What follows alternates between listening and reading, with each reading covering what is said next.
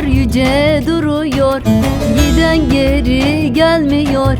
Ben o yardan ayrıldım, gözyaşlarım dinmiyor. Ben o yardan ayrıldım, gözyaşlarım dinmiyor.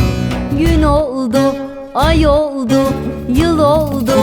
Döner mi dönmez mi bilmem, dağlar bize yol oldu. Gün oldu, ay oldu, yıl oldu. Döner mi dönmez mi bilmem, dağlar bize yol oldu. Döner mi dönmez mi bilmem, dağlar bize yol oldu.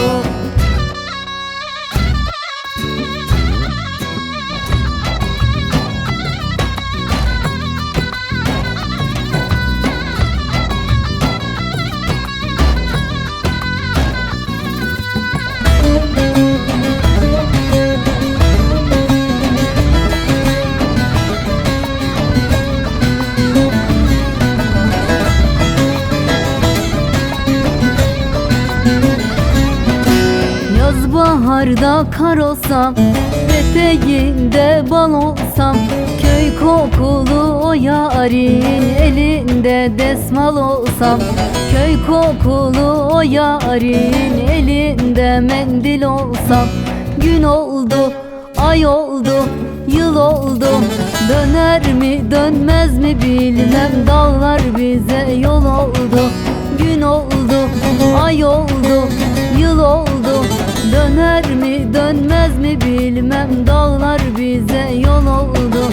Döner mi dönmez mi bilmem, dağlar bize yol oldu.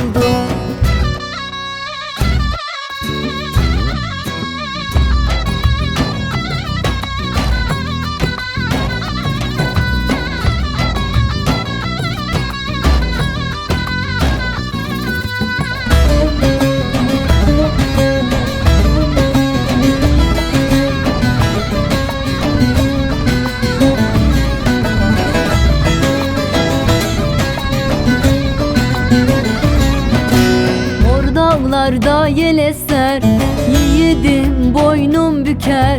Şu Dersim'in içinde analar yolum bekler.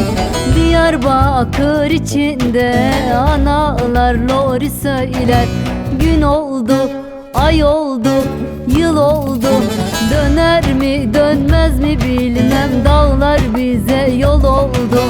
Gün oldu, ay oldu, yıl oldu. Döner mi dönmez mi bilmem, dağlar bize yol oldu.